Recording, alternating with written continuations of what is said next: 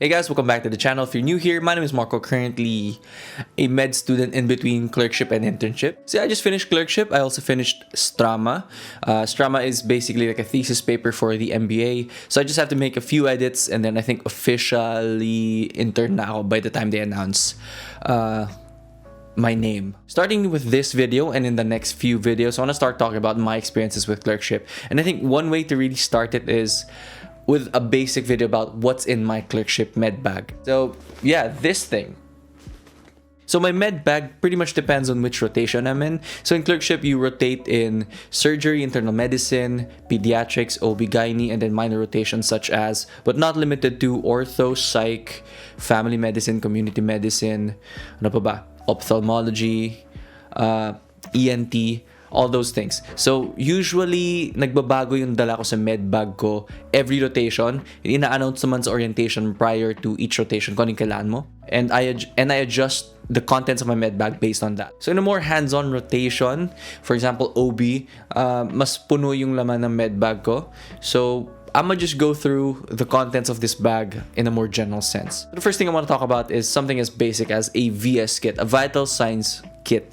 One of the main competencies I would like to think of a clerk is being able to take something as simple as vital signs. So that would include BP, heart rate, respiratory rate, temperature, and O2 saturation. First thing I want to talk about is this one. So this has been my main stethoscope. I don't know if you guys can see it. So this Littmann stethoscope has been my main stethoscope for the past rotations. I started using it at the tail end of my third year second sem when we started having clinical exposure sessions because this was my old stethoscope. This was my old stethoscope. Ito yung usually kasama lang nung BP apparatus na nabibili mo sa mercury drug, which I'll get to in a bit. Honestly, this one worked pretty well nung clinical exposure pa lang kasi usually scripted patients pa lang naman kausap mo and very basic lang. More history ang tinuturo, yung physical exam mo. More on the general or like whole body one. Vital signs medyo as long as you know how to do it, you're perfectly fine. But when it comes to clinical rotations, yung nuances ng sound, doon ko napansin talaga kung bakit parang mas okay yung Littmann ko. So I started using this one. Ito basic lang to eh. Ito yung parang one of the more basic versions ng Littmann. Okay na siya. Narinig mo na yung breath sounds, even the abnormal breath sounds. You can also hear murmurs. I've heard the murmur with my Littmann stet. Hot take, I think for most rotations, you can get away with the mercury drug stethoscope. Pero yung caveat ko dun is kung pang blood pressure siya kasi yung kurot cough sounds ang papakinggan mo. Pero kung pagdating sa mga heart sounds or pag breath sounds, baka dun kayo mahihirapan. Maybe may ka-duty mate ka na mas maganda yung stethoscope, pwede mo na kayo mahiram. Pero for let's say a basic vital signs kit, I think okay na yung regular stethoscope. Pero if may budget naman kayo, kaya nyo yung Littmann, yeah, go for the Littmann. I think yung difference between them, worth it talaga siya sa price. Next thing I want to talk about is the BP apparatus, yung sphygmo manometer na gamit ko. And ang gamit ko for the longest time is yung galing sa mercury drug. So, eto yun. I'm gonna just put B-roll like I used to before. Actually, ito, okay nga to eh, kasi ginagamit ko na to nung third year pa lang kami and tumagal siya up to now. Napagdaanan ko pa ang OB with this kasi medyo, napupunit na yung strap, hindi ko na ginagamit. For a basic blood pressure apparatus, okay na siya. As in, gumagana na siya. Ang problem ko lang is yung metal na to. So, wala mo ilusot yung arm ng patient, right? Medyo mahirap siya sa mga medyo mabibigat na patients. Yung mga medyo malalaki yung mid-arm circumference ng mga patients. Doon lang siya nagiging problem. So, if bibili kayo ng BP app, I would highly recommend or suggest yung mga walang bakal, yung velcro lang talaga na mag-wrap around the arm. Wag yung mga may metal na kailangan mo ilusot yung arm. Same thing with the stethoscope. If mercury drug level or yung mga branded like I don't even know the branded ones. Yung mga branded kasi one brand na nakita ko sa friend ko, significantly lighter yung, as in lighter in terms of weight yung BP apparatus pagdating sa pagbitbit mo, paglagay sa bag. Tsaka yung pang measure ng pressure, ito, Dati na siya naka-attach dito. So, hindi mo na kailangan isipin kung saan ilalagay pa to. So, either nakalagay sa bed or nakalagay dito. Tapos, hindi masisira yung ganito niya. Tsaka, yung quality mismo nung BP app as a whole is really good. So, if you can afford that level, yung mga branded level na BP apparatus, go for it. As in my experience, nung nakikihiram ako, really worth yung difference. Pero kung hindi pa rin kaya, normal BP apps, yung mga ito yung sa akin, Medica yung brand, okay na siya. Basta ang highly recommend ko is wala yung bakal. As in, kailangan mo i-wrap around sa arm instead of ilulusot. Next thing I want to talk about is the Pulse Ox. So right now, I have two. One from Indo Plus and one nabili ko na sa Facebook Marketplace kasi nasira yung previous ko na Pulse Ox and kailangan ko na mabili sa kapalit. I only have two because ito medyo unreliable siya sort of at saka ito mas accurate. So when it comes to Pulse Ox, dito ako mag-iba yung opinion ko and I would say go with a branded one like Indo Plus. I think yung gastos ko between my two Pulse Oxes pretty much the same lang. Parang 100 lang yung difference. If you would ask me right now, Matic Indo Plus ang i-recommend ko kasi I think mga 390 yung kuha ko dito at saka mas reliable yung values na makukuha. One thing kasi na meron sa Indo Plus na Pulse Ox na wala dun sa isa, meron siyang waves dito sa baba. Tapos kung regular yan, mas reliable yung values na makukuha mo. Yung mga kanina, like BP app or STET, okay lang kung hindi pa branded, ganun. Pero kung pagdating sa Pulse Ox, I would highly recommend go with a more trusted brand. In my experience, Indo Plus, not sponsored by the way, just from personal experience. So yeah. I'm not sure if binalik sa akin yung parang thermometer na parang baril. Pero I usually bring two types of thermometers. So yung parang thermogun yung ginagamit sa mall. And these ones, yung axillary thermometers. Actually, ito galing lang to sa mom ko kasi may clinic siya na, may extra siya sa clinic, to hiningi ko lang. Usually, ito yung ginagamit ko kasi ito pa yung gumagana, lobot na isa. Yeah, before, ang ginagamit ko yung thermometer na gun, it's much faster kasi tuturo mo lang, tapos magbibeep na siya kagad. Pero usually, prefer ng mga residents ang axillary thermometer. Specifically for OB, dun mismo tinatanong nila kung axillary or yung thermogun yung ginagamit. And usually, axillary ang gusto nila.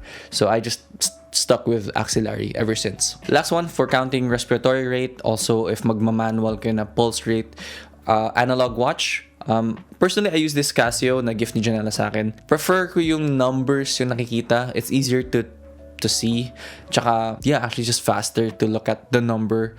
Especially if nagmamano-mano kang bibilang ng respiratory rate or pulse rate. Personal preference yun. If you have other watches, it's perfectly fine. But honestly, a Casio like this na specifically just for duty is pretty good. Now, I'm check yung other pockets na ng bag ko. So I have an alcohol bottle, this one. And usually, refill ko siya with a gallon of alcohol na I just buy from Shopee. Or if my alcohol sa hospital, refill ko lang rin. Meron siya nung carabiner. If my belt loop yung pants ko, if pre-duty ako, tapos white uniform lang, I usually hang it from my belt loop. Pero if naka-scrubs ako kasi duty ako, usually nakabulsa lang siya sa cargo pants pocket ng pants ko. Yeah, wala naman. Actually, you can just go with any. Pwede rin naman yung mga bottle na maliliit. Just any spray that you can use to spray your hands with before and after any patient interaction. That's perfectly fine. So, nung nag-e-stav rotation kami, actually, nabili ko lang to for 35 pesos doon. Parang spring siya just to hold my tapes. Collect a lot of tapes when you rotate in different hospitals. Some of these binili ko, some of these parang extra lang siya na binigay sa akin. Ito very convenient kasi hindi na ako dudukot pa ng, hindi na ako mag-ganon-ganon pa sa bag ko for a tape or kailangan na sa bulsa ko yung tape. Meron din akong trauma scissors. Usually, nagagamit ko lang to pag trauma rotations or trauma duties sa pag-surgery or nagamit ko rin siya sa OB. May malaki akong version na to pero mas convenient sa akin yung maliit kasi hindi rin ako nagkakat ng malalaking like cast level stuff. So, maliit lang para pwede ko rin siya i-bulsa if kailangan ko. Kasi marami ako naipon na tourniquet dyan. Binili ko rin lang rin sa Shopee. May dalala ko usually kasi pag may for extraction or may for IV insertion, hindi na ako maghanap pa ng tourniquet sa nurse station. Hanapin ko na lang yung kailangan ko na pantusok. Tapos ako nalapad sa tourniquet. Pati tape ako na rin. Yung cotton, minsan yun naghahanap pa ako. Pero tourniquet, usually dala ko na rin yan. So ito medyo specific sa akin. Hindi naman sa may aversion ako sa smell or maarte ako sa amoy. Pero medyo sensitive nga lang. Pang amoy ko, medyo maarte na nga, I guess. May dala ako lagi na Vicks Vapor Rub. Yung maliit lang, hindi naman kailangan malaki. Honestly, ang ginagawa ko lang dito is kukuha ako ng maliit na dab na ganun. Tapos yung sa harapan ng mask ko, hindi ko mismo lalagay sa ilong ko kasi luluha ako dyan. So sa mask ko, iikot ko lang siyang ganun para lang ma-dilute ng konti. Tapos mamamask ka na most smells. Dapat may Jaeger chart ako dito. May Jaeger chart ako dito pero medyo sira-sira na. Actually, never ko to nagamit. Honestly, yeah. Never ko to nagamit, so I wouldn't really say na kailangan to. Pero, I would recommend always having a neuro hammer. Ito yung neuro hammer ko. I recommend it for OB and surgery. Lalo na kung may trauma patient or pag may patient na magsul yung binibigay, you have to test reflexes. One more thing, so this is another me thing. I just like being prepared. Lagi ako may dalang power bank. So my power bank of choice right now, actually yung Basius 20 watt 5,000 milliamp hour MagSafe charger na didikit lang sa likod ng phone. Prefer this over yung cord one kasi one, di na ako magdadala ng cords. Two, pwede ko na siyang ikabit lang na ganito. Okay na. Mag-charge na yung phone ko. And it's very convenient. Usually, kailangan ko lang naman siya for one duty. And 5,000 milliamp hours can charge it for at least 2 duties before I have to recharge this one. Lalo na yung mga maraming monitoring. Usually kasi sa amin, the way to monitor a patient is mag-VS ka and then isasend mo yung vital signs sa isang group chat. Tapos minsan yung mga utos pa na residents, manggagaling sa Viber or Telegram. So kailangan lagi naka-on yung data ko. So mabilis malobat yung phone ko. And very convenient na power bank kasi hindi lahat ng rooms or at least hindi lahat ng rotations ko may readily available na plug. And galaw ako ng galaw so hindi ko lang rin pwede maiwan yung phone ko na nag-charge. So having a power bank is really convenient. I actually want to talk about the bag itself. I use an Ulanzi camera bag here. Medyo malaki siya for a duty bag and bulky siya tignan lalo na kung punong-puno. I like it kasi may sections sa loob. Just like my backpack na may dividers, this one has dividers rin.